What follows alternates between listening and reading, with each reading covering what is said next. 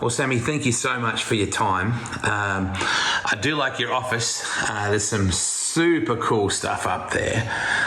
I'm very worried I'm going to forget some things because already I've talked to you about things I must remember. I know I want to go back to the start, but can I ask you about Steve McQueen and Gene Hackman before I forget?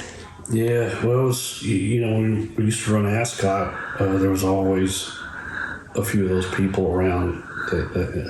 And I got to talk to most all of them. But there was the one time that was Gene Hackman. He was just kind of walking around, and he was come over by the car. So I just went over to him and started talking with him, and we kind of got to be friends. And after that, he would show up at most every race we were at there and just kind of hang in the pits and talk. So I got to talk to him something about some of the things he did with the movies and stuff. And the one time I asked him, I said, "Man, you make a lot of movies." He says, "Well, that's the only way I can pay the bills." And I said, "Yeah, that's the same way. I have to run a lot of races." So Steve McQueen obviously is a noted, history will tell us, one of us. A guy that loved mainly two wheels as well, but did all his own stunt work, did all his own driving, loved riding motorbikes and on the dirt. I mean, on any Sunday is great proof of that. Mm-hmm. You must have got on well with him in the short time you spent with him. Yeah, he didn't seem to talk a whole lot. Maybe he was kind of, maybe a little like me or, whatever. But he, just a few minutes or whatever, and then he's moving around, so. But he was definitely interesting and he asked some good questions. Yeah, right. Because he did know some things about where some of the other guys hadn't no clue about the cars. Yeah, absolutely. Now, before I forget, you met a couple of the Beatles. That's incredible in itself to me. You had a buddy whose dad owned a recording studio?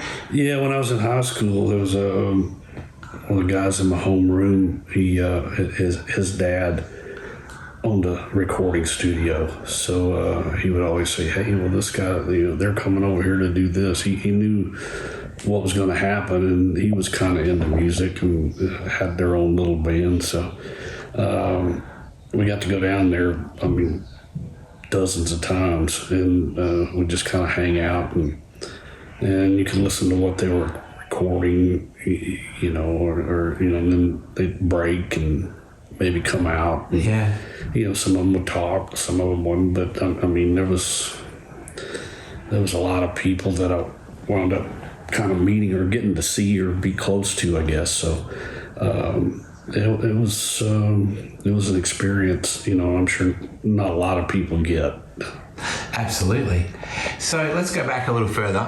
Your dad obviously used to race. Did your grandfather race before that, or did your dad first start the Swindell thing? My dad. Okay. Yeah, because his dad passed at an early age, like in his early 40s. So. Yeah. But he started the same year I was born. Got a car and was going to race. So it's always been there. Whereabouts did he race? Like, was this like around the Memphis area or whereabouts? Yeah, just right around Memphis. There was a lot of, tracks, within an hour. I mean, back then, before I started, we would go to several different places, and, that was less than 2 hours away. There was times when we would run at the one track and it would get over with early. He would win there, and they'd call up, "Hey, as the feature star, you go over there, start last, and win that." So it was kind of double dipping on the same night. That can't happen anymore, really, can it? No, it would be awful hard to. Yeah. But it was just the one place they were pretty organized, and they would always be done by about 9 o'clock. The other place was, it was more like 11 or 12. So, and it was probably about 30 miles away. So, if everything went right and, the car was good and everything, we'd run over there. And, he won a lot of races in them few years. I know that the one year he won 56 of 64 races. Holy cow. So that was pretty good for being back in the late 60s.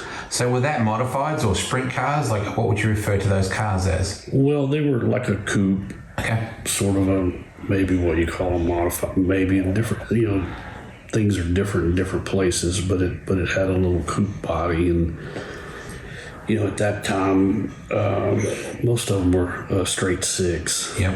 And he was like the first one that went to the V8, and that worked out pretty good. What are your earliest memories of your dad racing then, Sammy, as a little kid? Was it the smell? Was it the noise? Was it having the car at home? What was the things that you remember from that? Well, all of that, just being around. And then my mom tells the story. Sometimes I forget, I was kind of young, but when, I'd got in the car and where we were at, the front of the yard was fairly low. Then it kind of went down a bit, and I had my couple cousins was next door. That's where my grandparents lived, and I got in. They gave me a push, and I fired it up, and my mom's like going crazy. I was like, "What? The car's starting the car." So my dad gets home.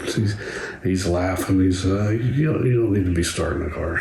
So he wasn't angry? He wasn't angry. I mean, it didn't hurt anything, and whatever. I just fired it up, rolled down the hill, because we had a pretty big backyard. Okay. And just kind of stopped, had it running, let it run a minute, turned it off. So it's like, he was kind of amazed that, because I was probably 5 or 6 years old. Wow.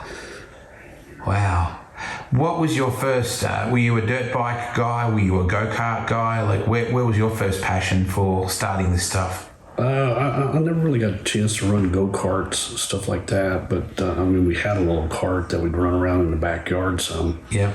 And, but, I had a lot of different bikes, and we were fortunate enough that we lived not too far that you could just like jump on the bike and kind of go through the back way and get over to where the trails were. Yep. So it was a dirt bike, not.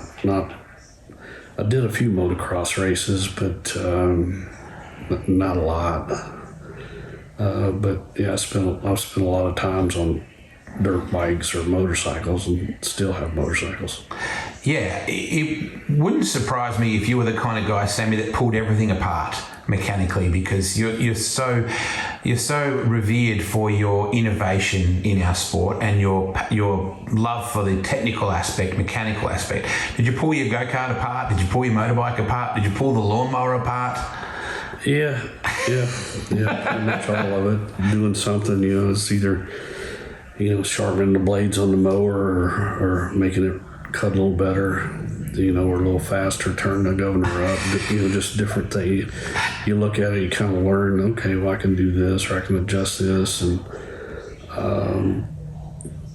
every bit of it was all the time, some idea would pop in my head, and I'd kind of start looking, and, well, can I do this or not, so some things I couldn't do, so I had just like, I have to wait till I can figure out how I can. So you're always trying to improve performance, I would say. Yeah. It's or try to make it run a little longer, or be easier, or if there's some little issue, trying to figure out what to do that. This only needs to be this tight, or this belt didn't need to pull on this hard because it would like wear out a bearing or a bushing. So it's just a lot of things you pick up if you just think about it. Yeah, absolutely.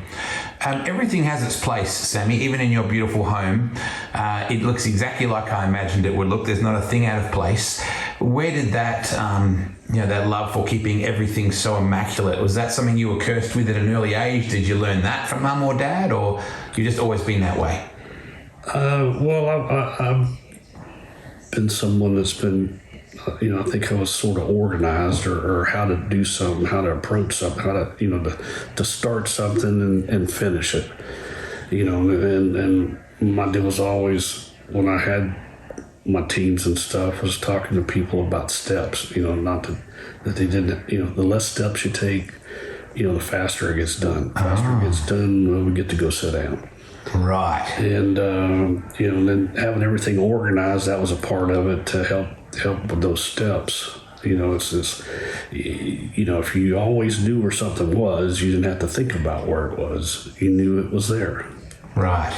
And I see guys a lot. They'll get in a hurry or something, and they're looking for, well, where's the wheel wrench, or where's this, and they're running around.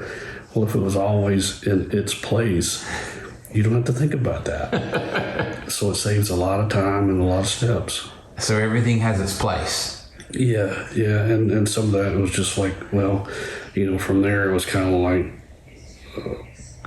ways to keep things clean, or I liked everything to be nice and neat, and I went to like an IndyCar race and got to talk to Roger Penske for a minute and look at his stuff. It's like, and that guy's got it figured out. So. I've tried to do that with most everything I do. And people say, oh, well, I don't want to work for you because all we do is clean. But if you're smart about it, you actually work less. If you're organized, you work less. And people that have worked for me, it's like, it's like, well, I want to go do something fun, or I want to go somewhere and eat or something, instead of just like, right, beating yourself up. But it's a way to hustle along, but not work at a fast pace, but work at a thorough, efficient pace. Yeah.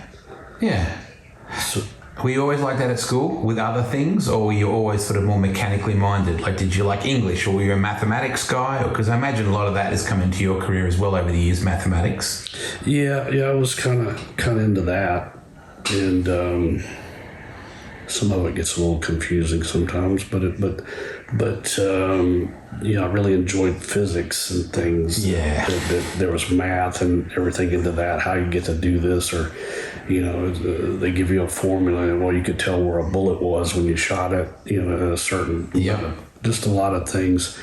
And but the biggest thing that's been good for me is I think I have a lot of common sense, or can think through things. I've had a lot of people that tell me, well, you'd be a great judge, wow, or a great poker player. Because somebody talks, it's like my emotion stays the same. I can see you as a judge, Sammy. Yeah. The poker player might be a little more fun. Well, yeah, probably a little bit safer. A card player.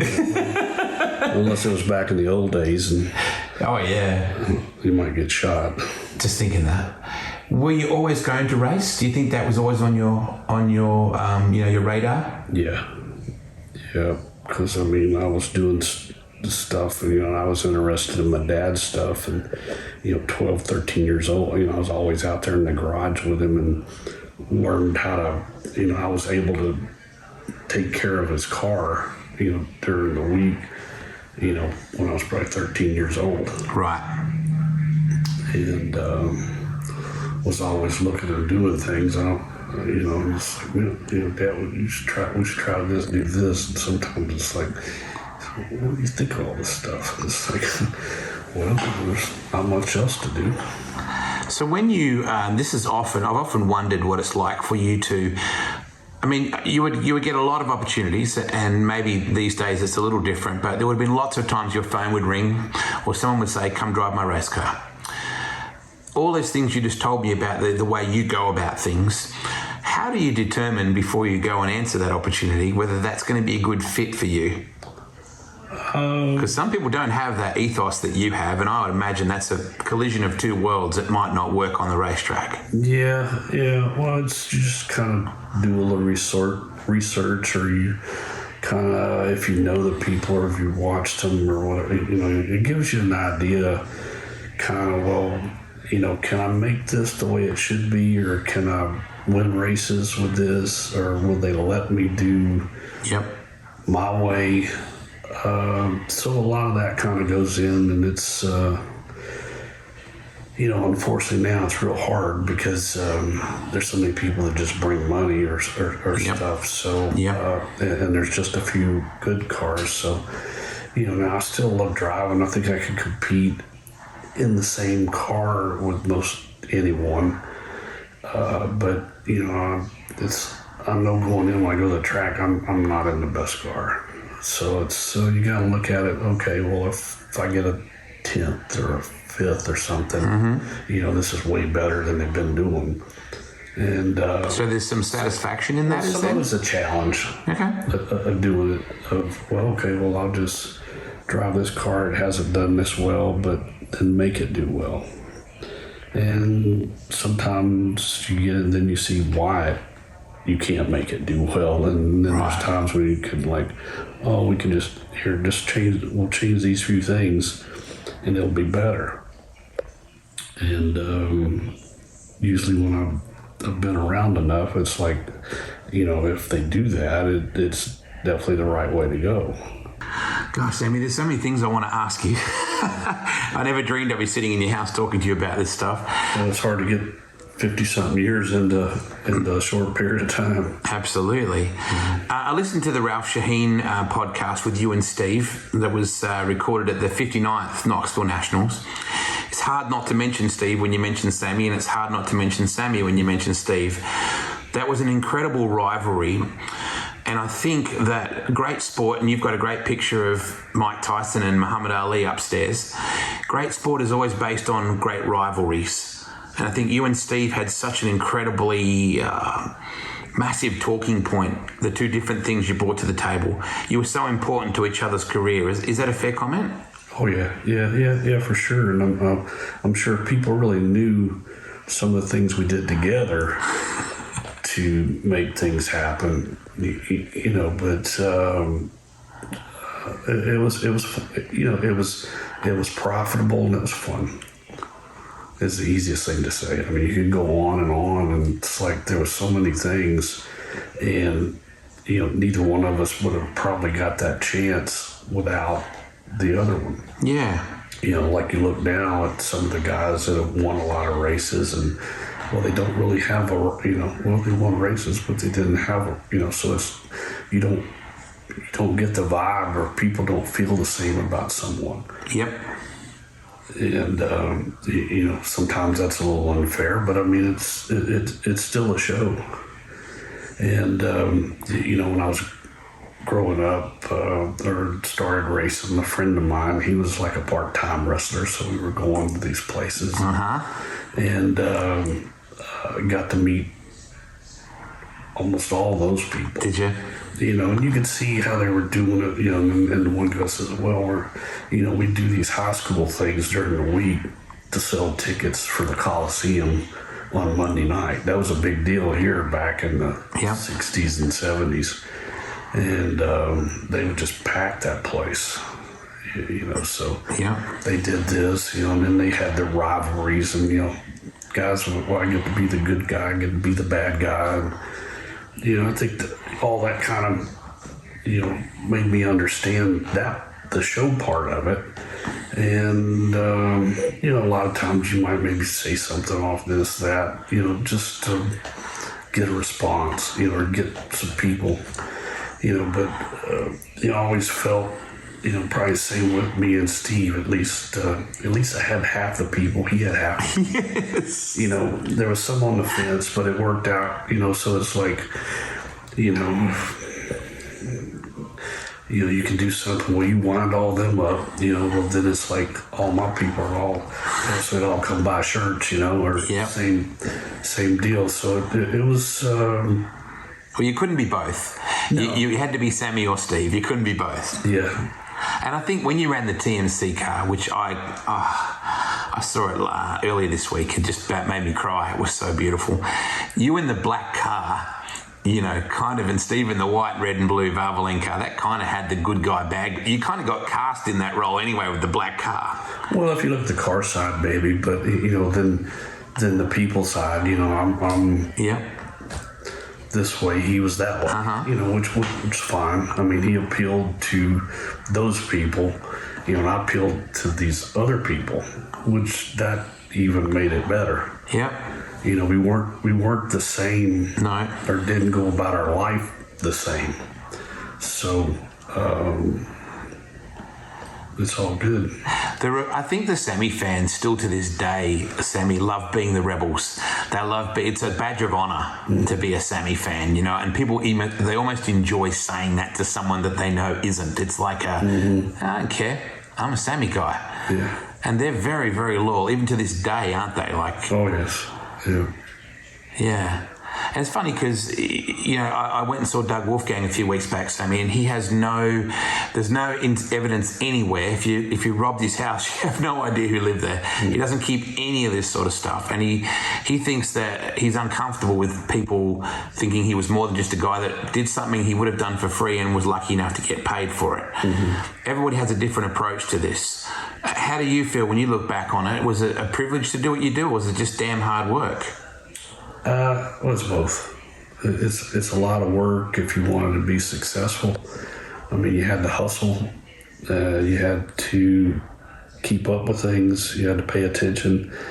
You know, but you know, some people are up for that. Some people can't do that. You know, there's people that can run a business and people that can't. And there's people that work out with their hands, and there's people that can't. So.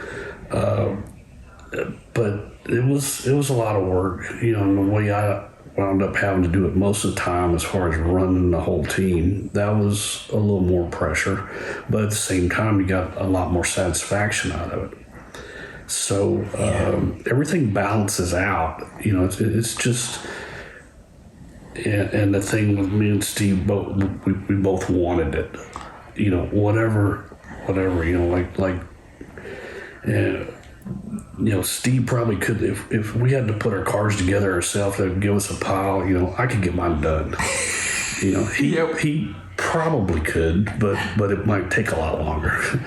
You know, and that's nothing against him, but that's, but he had somebody, he had somebody that could do all that. I didn't. I had to be there and show these guys and teach people how I wanted it done. You know, and when I had good people that understood, it made my life a lot easier because I could give them all these roles and all these things to do, and I didn't have to worry about it. And is it safe then to say that Carl Kinser probably pushed you to be better at what you did because he was in Steve's armory? Yeah. Well, Carl wanted to win, and you know, I've heard some people. Well, he kind of. You know, if I beat him, well, that was hard on him. You know, or I'm like taking money away from him. But excuse me. Yep. You know, it's like we were close to the same. You know, so we both wanted it, and you know, we both got our fair share. Yeah, 394 World of Outlaw main events for you is. Well, I don't know whether Donnie will catch you. He just racked up 300 just recently. Depends how long he stays in the game. Were you racing more each year than these current guys were, Sammy? Or was it about the same? We did do some. I mean, in 1980 with Nance, we did 136 nights. Holy cow. And only had 2 DNFs. Out of 136 nights. Wow.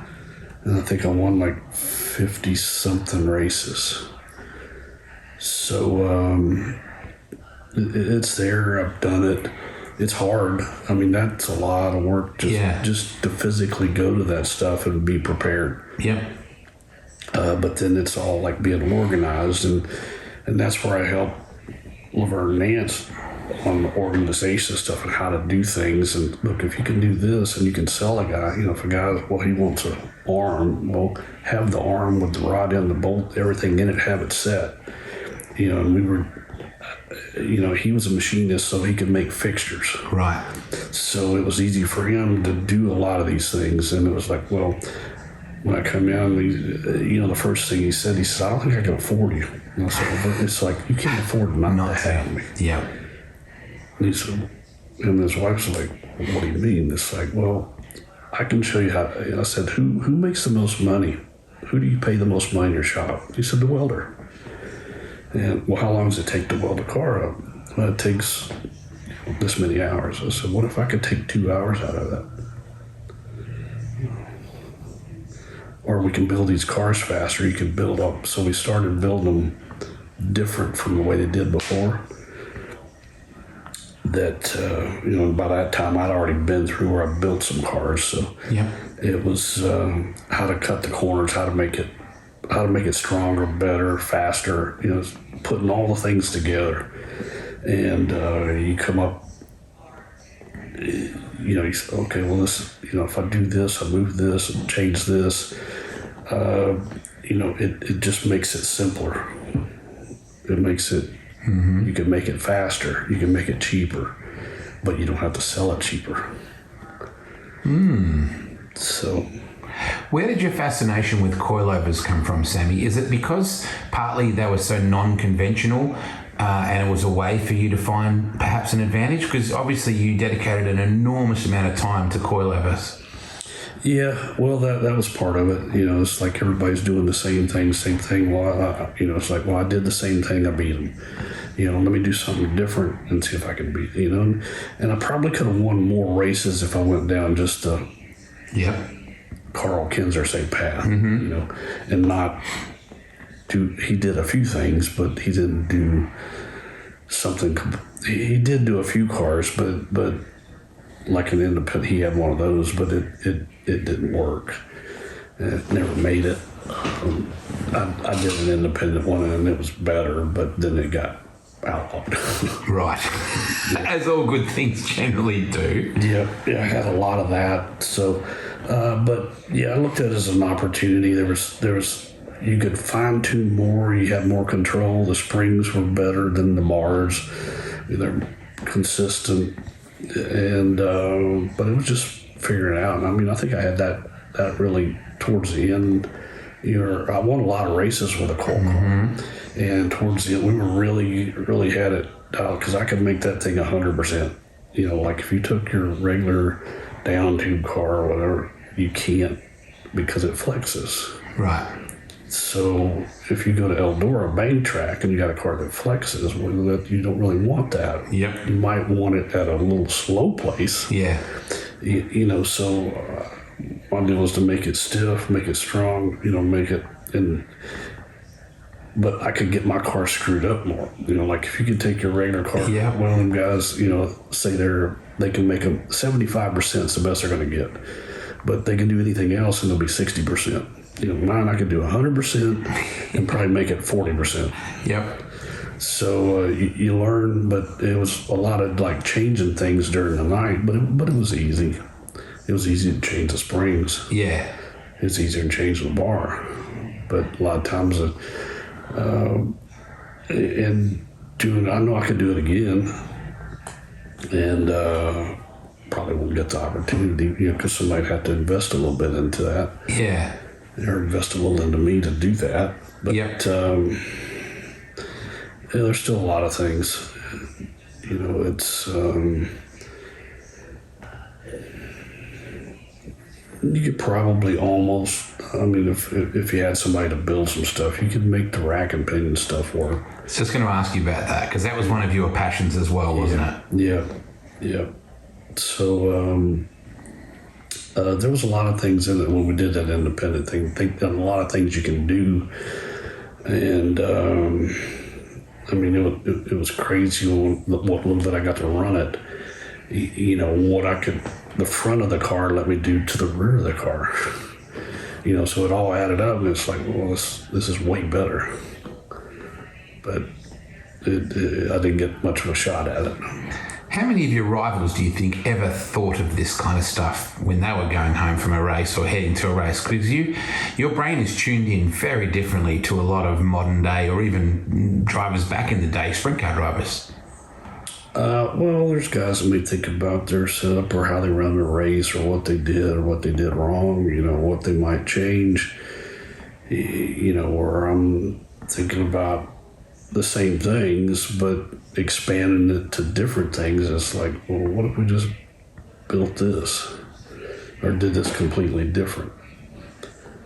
And, I'm happy a lot of the stuff that I've done is still there.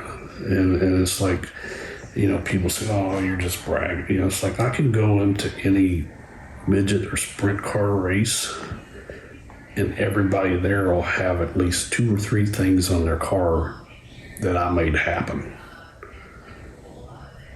Yeah. I don't think there's anybody else that can do that. Mm-hmm. So I'm pretty, just like a few years ago, it's like, every one of these races I go to, those things I did, they're on every car. Mm-hmm. Every car. Yeah. So. You must be proud of that, Sammy. I mean, let's put the 394 wins to one side. Let's look at the overall impact on sprint car geometry and innovation and setting a benchmark for meticulous presentation, because that is a major factor in the sport. You must be proud of that looking back. Oh, yeah, because I think I showed them how to step all that up and how to present things, and it did bring me a lot of corporate money. Mm-hmm. So,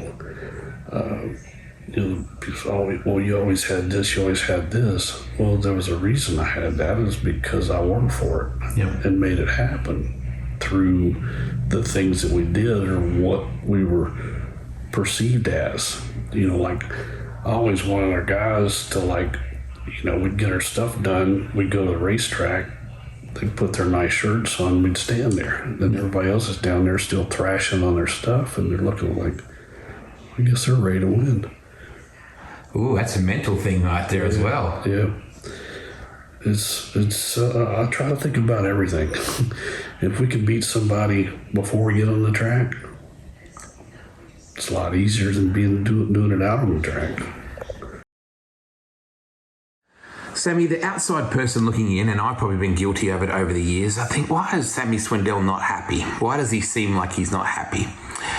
Yeah, in your own way, a lot of things make you happy, and it's not just winning, but you bring an intensity to what you do that would be easily misunderstood. Are you a happy person? Oh, yes. Yeah. You go out with some people around, it's like, I'll make them laugh and laugh. Yep. And, but some of it was that, I was there to do a job. And I'm running this whole job, yes. So I'm way more busy than just a guy that drives.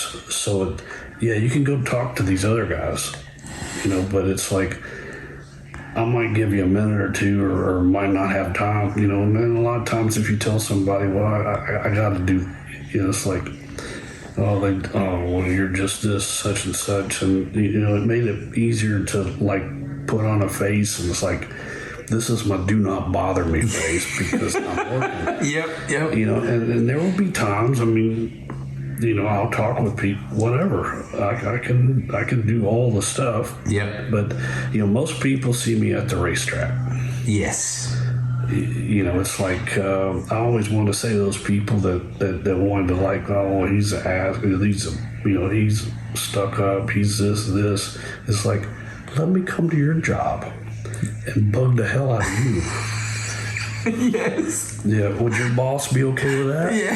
Yeah. Well, you are your boss. Yep. Yeah. So, it's just sometimes, I had to get the job done first off, but it's like sometimes you can't be a perfect person, when you're at an intense workplace. You don't get to go talk to the football players. No. You don't get to talk to the basketball players, the baseball player. You don't even get to be around. You're happy if you get within 12 feet of one of them. Yeah, you're right. So, but it's like, my office was my race trailer and stuff, and it's like the doors are open and people can just walk in. Yep. Well, yes. Well, where can you do that? Yep. Can you just walk up on stage at a concert and say, hey, let's go have a beer? It's a really good point. They'd be dragging you off. So the booing over the years for Steve, when he won a lot, fans used to love booing him. Donnie's dealing with that these days as well. You probably got booed for different reasons. Did you use that to fire you up, or did you really not care a great deal? Well, the only thing I worried about is whether they were making noise, because if they're not making noise, you're not worth anything. Right. And they don't care. Yep. And like a guy here at home, Hooker Hood, he said, 50% of the people come to see me win, 50% of the people come to see me lose, but they all come. And I've had people come up and they want to just bitch, and just like, oh, you're a piece of shit, you're this. And I said, look, did you buy a ticket to get in? Mm-hmm. I say, well, yeah. I said, thank you. I put some of that money in my pocket. Yep. So yeah. When you get that, it's the same deal. You think about it, it's like, you hear people boo. I'm going to take your money tonight. Paul Stanley from KISS said, if you love us, God love you. If you hate us, God love you. If you're in the middle, get out. Get out, yeah. But you have, over the years, Sammy, you've picked up the Kinser fans, you've picked up the Wolfgang fans, you've picked up the ones because you're still out there doing it, and I think people respect that. Yeah. And I've had maybe a little more time. I'm not running a team. I go drive for somebody. So I've got more time, and I know there's a lot less stress. It's just, I still love driving. That's the ultimate part, is getting out there to go, and trying to make a better lap, a better corner, a better pass. And, you look at those challenges and, it's my perspective of it's a little bit different, but if I wasn't a good team or whatever, well, the stress would be back up. It's like, well, I've got a good car. I got to make sure everything, every T's crossed, every I's dotted, so it would be more stressful. Every rivet is polished. Yep. Toby Lawler seemed to suggest that Harold never liked to see the wax build up on the TMC or on the rivets, so he said that was his job a lot too. Mm-hmm. If somebody was to come out and say, all right, Sammy, let's just do this. Let's just do one full season with everything you need. Would you be in a position to do that? Let's say in 2022 you go, yep, I'm going to do the Outlaw schedule with a team, or is that something you don't want to do anymore? It just depends on, I have to look at the whole picture to see if it's really there. You can just say it, yeah. But then to produce it, if somebody, but like we talked about a little earlier there about, before we start, it's like if you thought that would be a great idea I had was like one of the top teams just needs to hire me to do R&D and some races. Yep. I mean, that would be the perfect thing, probably for them and for me. Yeah. But whether it happens or not, I don't know. But, to go back to doing the full thing, it's like, I'm not sure I'm capable of that. Okay. Maybe. I mean, next month I'll be 66. It's like, how far can I go? I can race it, but I don't know if I have the desire to do that. Okay. It would be something to think about, but it would all have to be perfectly work out for me. I asked Dale Blaney a few weeks ago at Waynesfield. I said, mate, do you miss this? He said no. I said, don't you ever just want to get in the car for the first time you ever put your foot to the floor in a sprint car and went, God, I love this? He said, no. Unless I'm going to be out there winning and running at the front, I don't even want to think about it. Is there not still a point at any point when you race any car, Sammy, where you go, God, I love this? Or is it beyond that it's just something you love anymore? Like I said, just a bit of, it's like I enjoy driving. So you don't have to win to enjoy it? No. Okay. No. And a lot of people don't understand that. Yeah, yes, I would love to. Mm-hmm. That's part of the goal going in the gate. But where your hands are tied or where your resources are, I don't have all the tools. I don't have all the pieces I need to do this. But what I would like to be able to have that, the perfect scenario for me is to probably do 20, 25 events. Yep. You know, with a great bunch of people. Yep. And, you know, I can still bring a whole lot to the table. Yes.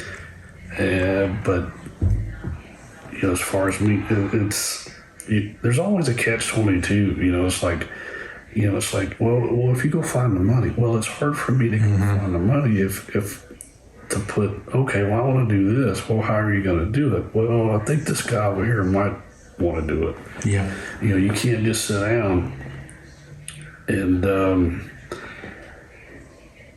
but that was something that I was able to do. Well, I started out when we didn't really have hardly any corporate involvement, was being involved with the manufacturers. Yes. Yep. To that side, which most people don't care anything about. And I was able to leverage a lot of the pieces and the parts I needed to do what I wanted to do. Yep. And from there, it was work to more kind of corporate business stuff to get those involved. Yep. And it's a little bit of a slow process to get it to a certain level, but you know, if you go back and look through like the magazines and stuff, yeah, when I was running a lot, you know, there would be their ads and there would be the picture of the car, you know, so you could look through an open wheel or something, and I'm in there like 10 times. Yep. You know, and this guy's ad, this ad.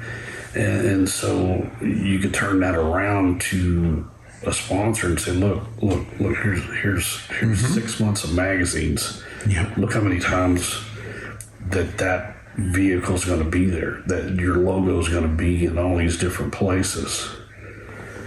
And it adds up. It makes the sale a lot easier. I think a lot of times I'll see you running in a heat race somewhere, and it's legendary because these days everything's on YouTube and Facebook. A young punk kid will put an aggressive move on you or move you out of a transfer or something like that, and you can bet we all think, watch this after the checkers, Sammy's going to roll up and just give him a little hey.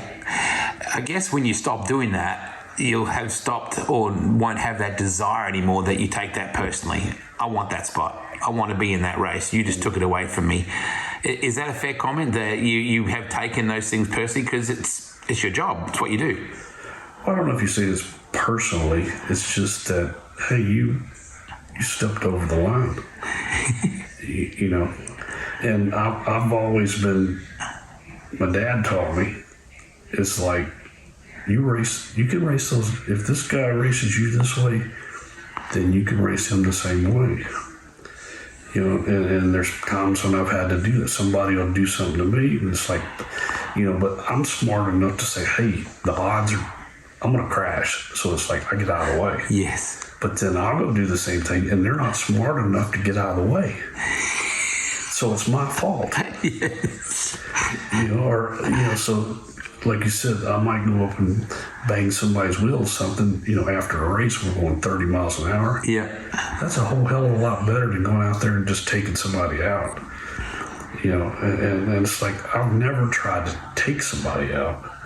You know, I've given them an opportunity to not get taken. To make a decision, yes. The same opportunity that they gave me. Yep. You know, and I think I've always thought I can run closer to people than they can run to me. Okay. And when they see, sometimes they get a little freaked, you know, and things happen because yep. It's just like a guy runs me out of a room. It's like, you got to stop or crash. Yep. You know, I try to analyze all this. It's like, if I don't finish, I can't win. So you might let it go. And then it's like, all right, I'm in a position. We're going to be in the same position, but we're reversed. Yep. That person doesn't know to get out of the way. But it's my fault. Well, your nickname has probably been a little unfair to you over the years too, because, and I remember thinking it when I first heard of you, slamming meant you slam people, but that was about the cushion originally, wasn't it? And when did that nickname first come up? It started at Terry Baltus, Earl's son. Yeah, he was a great announcer. Yeah, but see, I was one of the first ones that would run wide open. Yep. He's slamming in the corners. That was his whole deal. So that's what it's about. So it stuck, and just part of it. It's a legendary nickname, Sammy. It sells more shirts. Terry was a very good announcer. Yeah, if we just had Sweet Sammy on there, it wouldn't have been near as popular. Or as accurate, although I'm sure you can be sweet when you want to be. I'm looking up here, you've got some amazing things, on your walls and some memorabilia. There's a Formula One car over your head, and you're a pretty handy Formula One guy on the Xbox, a 3-time world champion. Yeah.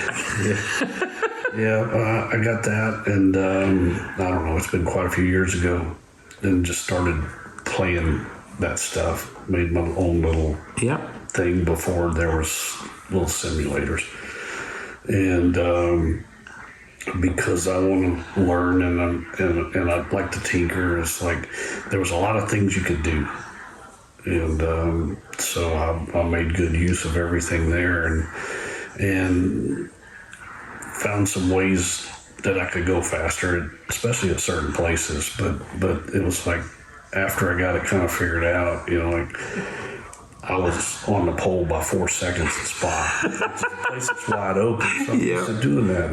And I don't think the game was set up, it's a curve, you lift, you brake. I'm just like never lifting through there. You get the Monaco, it's like, you could just get maybe about 2 or 3 tenths on them.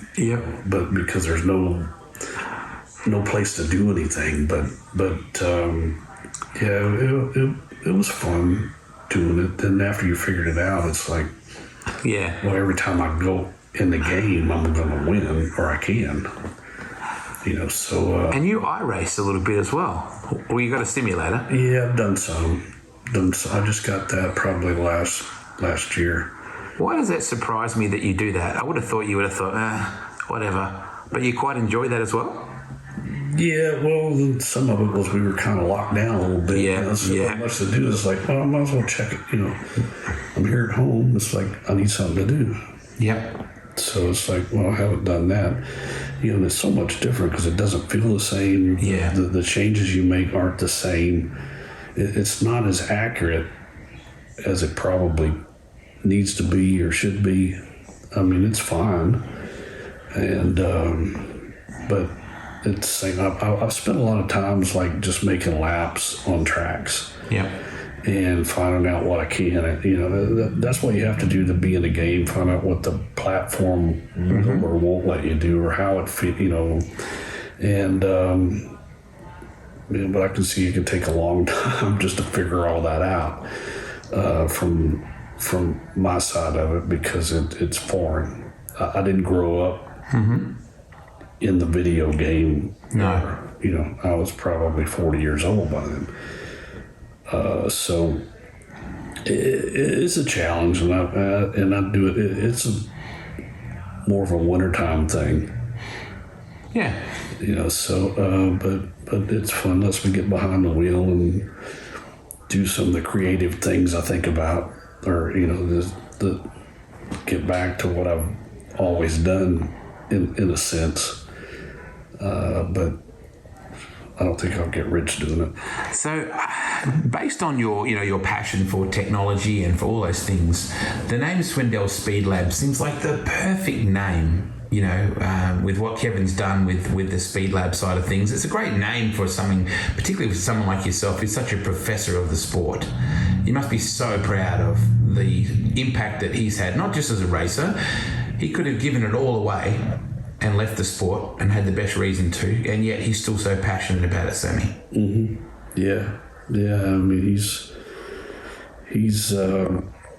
took what we did for selling things to a different level, and especially with the videos and the things that he does. So it draws a lot of interest. His website draws a lot, and the way they have it set up is like, well, if you buy something, then like every time they do something, it goes to you.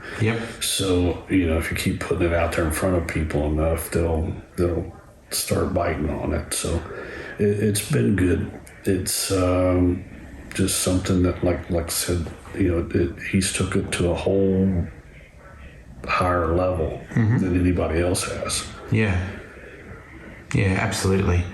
Where do you go from here, Sammy? Like, what does life hold for you beyond this point? Oh, if you stop wheeling it one day, can you still be the kind of guy that should be on a team as a guy that does setups? Would you ever own your own team again, or would you ever just come in as a pinch hitter that you're a technology guy? Would you be a parts developer, or you'd be lost to the sport if you just walked away from it? Is there a future beyond racing itself?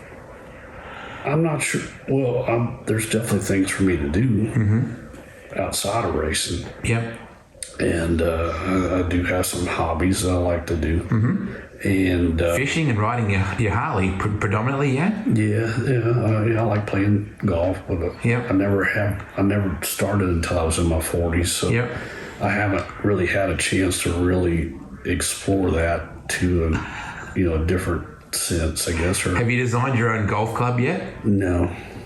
For some reason, I see you doing that one day. Well, I could do that too, yeah. Yeah. I'm sure if I learned enough to be able to do that. Yep. I don't know if, it's like I've done it so much. I just don't know if I would be up to being, where I'm not a driving car. Yep. I'm not a great fan of going to races to watch. Yep. Because I feel like I'm lost. And all these things I'm thinking, it's like, well, I can't do anything about it, because Yep. I'm on the outside, not the inside. Yeah. But I don't know, priorities change, things change. I mean, a lot of things go different. It may be that I get into some business, and I think I'm working on something that can keep me into Good. a lot of forms of racing for a while, maybe. It may or may not come together. But I don't know. I think I would like to at least take a couple years off. Yep. And just explore a little bit, because I've got into fishing some. Probably it's been about 15 years, and so I'm still learning, and it's different now. I live here on the lake, and the stuff that I've done the most was like offshore fishing, which I really enjoyed. And so I'm trying to figure out this lake side of it a little bit, and usually catch some fish, but we'll see. The same. It's like, well, I feel that the shape that I'm, as good a shape as I'm in, if I wanted to play golf, I could. Yeah. And that might be an interest if I get to play enough that I feel like I can compete. It's just it's so sporadic. It's something that you have to like. If I went to, if I wanted to be a racer and only went to 5 races a year, I probably would never been anything. So there's a lot of things. I mean, I like riding the bikes and doing things, and maybe something that I get into that side of it. I mean, I've never been scared or anything, and it's always like, if this doesn't work out, I can do this. If this doesn't work out, I can do this. I've got almost a degree to, an architecture degree. I got a few years in a mechanical engineering degree. There's things that I can do, but I've got to figure out which direction I want to go, to make sure, and then put my full effort into it. So for me to do that, it might take me a few years. So it's like, maybe if I just take off and just don't do anything, it might be the worst thing for me, or it might be the best thing. I think you used the word compete there.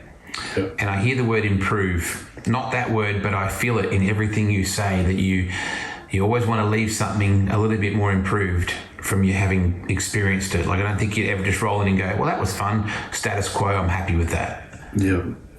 Well, I mean, you can look at the sprint cars, and I think I've made them things a lot safer. Yeah. Because back there was a time when we were losing several guys a year. Yeah. And now you hardly any. Yeah. For a while. And a lot of the things are things that I've brought into the sport or got them to change, or did it, and then people copied it. So, if I could have capitalized on everything that I've done, I might not be sitting there talking to you today. Oh, thanks. No, I know what you mean. Yeah, I might be completely off somewhere else, but yeah, you're right. It's all been fun. And all the stuff I've done, whether it's good or bad, nobody can take it away from me. No, it's mine. That's perfect. I'm a Wild Child fan. I just love the way Jack used to just rip that thing. When I saw him at Eldora the first time, I was like, that changed my life, Sammy. I saw you at Hales Corners, it got rained out. I saw you at Eldora in the TMC car. I saw you and Steve just get after it for so many years. You've played such an important part in our sport, and you continue to. There's the heroes and villains. There's the understanding the show. There's the safety. There's the constant innovation. You've played such a huge part in our sport. It feels weird to say it because I know you don't like people to blow smoke, but thank you for everything that you have done and what you continue to do for our sport, because you get it and you've always got it. And thank you, mate. Yeah, thanks. Maybe I'll wind up being an announcer or something. Well, I'd like to see that. I'll tell Johnny Gibson we're on our way, okay? No, he won't do that. No, don't bring me in.